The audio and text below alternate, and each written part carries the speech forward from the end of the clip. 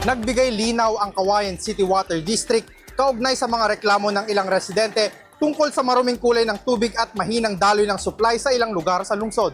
Sa panayam ng IFM News Team kay Engineer Manolito Suknet, District Manager ng Cauayan City Water District, sinabi nito na ang pansamantalang pagbabago sa kulay ng tubig ay dulot ng isinasagawang konstruksyon ng mga daanan partikular na sa West Tabacal. Going po ngayon yung construction ng road dun sa area. So nade-disturb po yung linya natin, kaya nga po nagkakaroon ng discoloration po yung tubig natin.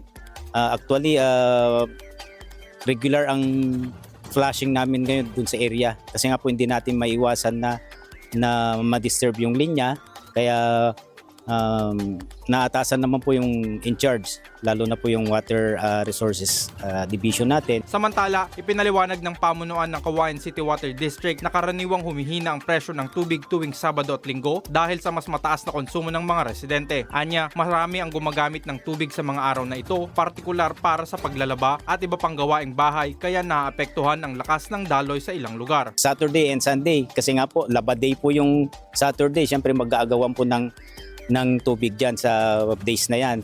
Yung area kasi na yon, hindi po namin ma-improve yung linya namin or hindi namin mapalaki yung linya kasi nga po alam nyo naman sementado lahat po mga daanan natin doon. So mahirap pong i-disturb, lalo't kung magbabakpak kami doon para palitan po yung linya namin, maraming magiging reklamo.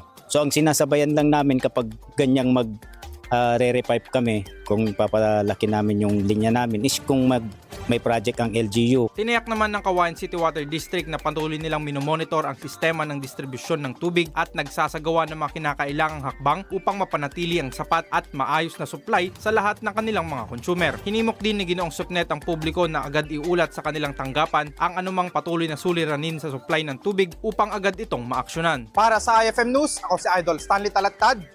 Idol! IFM News.